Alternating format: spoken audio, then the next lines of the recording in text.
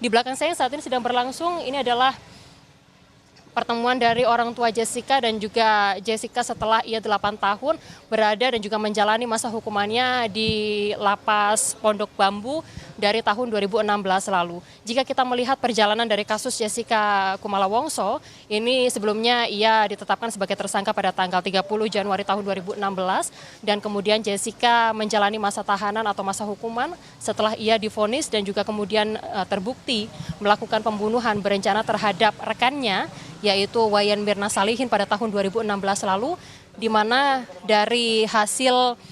vonis yang juga kemudian dijatuhkan oleh pihak majelis hakim kepada Jessica Kumala Wongso, yaitu vonis hukuman 20 tahun penjara karena terbukti melakukan pembunuhan berencana terhadap Wayan Mirna Salihin pada tahun 2016 lalu. Sementara itu, saudara, dari perjalanan kasus hukum dari Jessica Kumala Wongso di tahun 2016 lalu sampai dengan saat ini, dari pihak Jessica sempat melakukan atau mengajukan kasasi, lalu juga kemudian mengajukan banding dan juga PK, dan juga kemudian upaya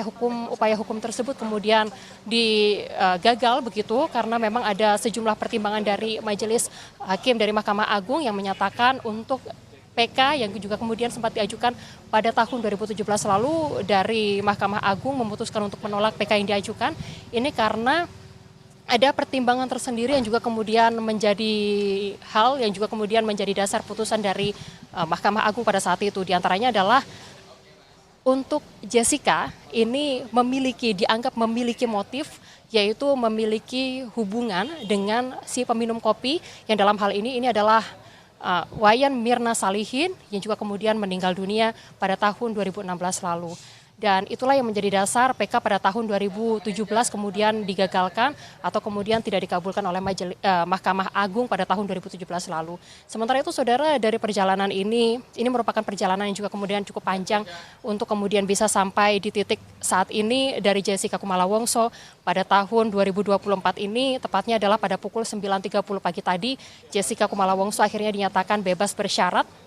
Dan juga kemudian ia keluar dari Lapas Pondok Bambu pukul 9.30 waktu Indonesia bagian Barat. Tadi ia tiba keluar dari lapas juga kemudian didampingi oleh pihak kuasa hukumnya. Di antaranya adalah Oto Hasibuan yang juga kemudian mendampingi serangkaian prosesi untuk bebas bersyaratnya Jessica Wongso pada hari ini. Di antaranya adalah tadi setelah keluar dari Lapas Pondok Bambu, Jessica kemudian menuju ke Kejari, Jakarta Timur, dan saat ini berakhir di Balai Permasyarakatan, di mana Balai Permasyarakatan ini nantinya menjadi prosedur akhir dari bebas bersyaratnya Jessica sebelum ia kemudian nantinya akan dikenai wajib lapor selama atau sampai dengan pada tahun 2032 mendatang. Dan untuk prosesi-prosesi ini seperti yang tadi kemudian disampaikan di Balai Permasyarakatan ini, nantinya Jessica juga akan diminta untuk kemudian menandatangani sejumlah dokumen yang juga kemudian menjadi penanda awal bebas bersyaratnya selama masa wajib lapornya sampai dengan tahun 2032 mendatang. Dan di sini Jessica akan pertama kali bertemu dengan ibunya setelah ia 8 tahun menjalani masa hukuman dari tahun 2016 lalu.